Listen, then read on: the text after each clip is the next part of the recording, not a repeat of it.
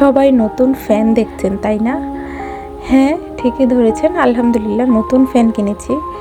আসসালামু আলাইকুম, আনিশাস লাইফস্টাইল চ্যানেলে আপনাদের সবাইকে আবারও স্বাগত জানাচ্ছি আর একটা নতুন ব্লগ ভিডিওতে। আশা করি যে যেখান থেকে ভিডিওটা দেখছেন আল্লাহর রহমতে সবাই ভালো আছেন। আমরাও আলহামদুলিল্লাহ ভালো আছি। তবে আমার মেয়েটা ভালো নেই, ও একটু অসুস্থ। সবাই একটু দোয়া করবেন আল্লাহ তাআলা যেন ওকে তাড়াতাড়ি সুস্থ করে দেয়। তো যে এখানে দেখতে পাচ্ছেন ফ্যান কিনতে দোকানে গিয়েছিলাম, কিন্তু দেখছিলাম কিন্তু ফ্রিজ। এই ফ্রিজটা আমার কাছে এত বেশি ভালো লেগেছে কি বলবো আর। আমি তো আপনাদের ভাইয়াকে ছবিও পাঠিয়ে দিয়েছি। তো নারীরা মনে হয় এমনই, কিনতে যায় একটা আর দেখে 10টা। আমার বেলাও সেম কাজটাই হয়েছে। আমি ফ্যান কিনতে গিয়েছিলাম, কিন্তু দেখেছি ফ্রিজ, দেখেছি পাতিলের একটা সেট। কি বলবো আর, মানে দেখে এসেছি, কিন্তু ইনশাল্লাহ নিব। আর পাতিলের সেট তো আপনাদের ভাইয়া এনেছে।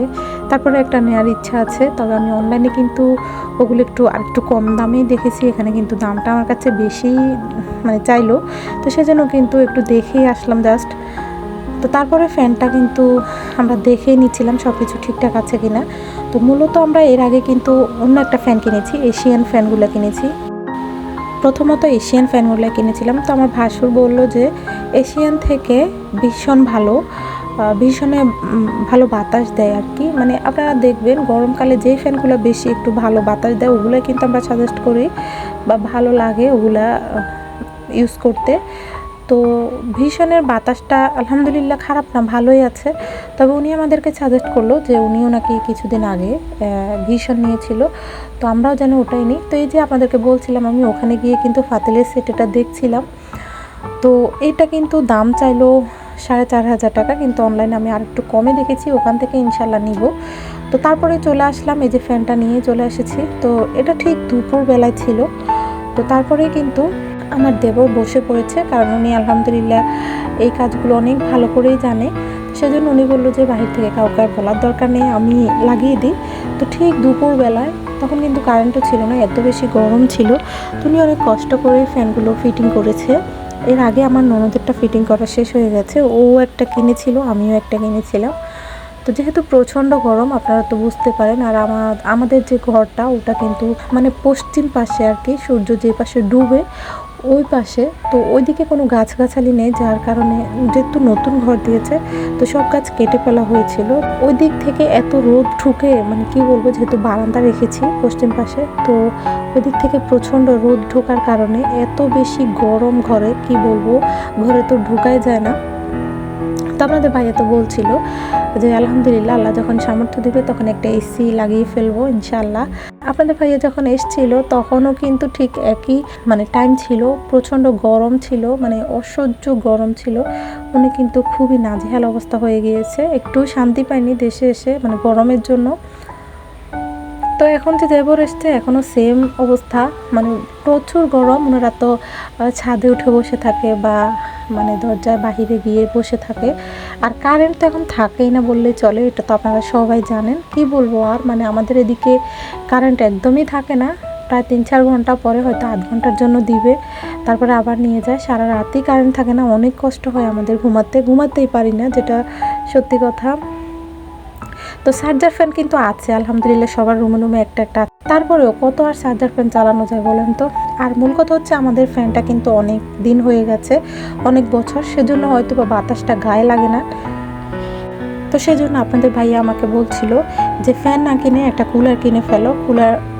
একটা কুলার যদিও দাম একটু বাড়তি হয়, কিন্তু শান্তি আছে।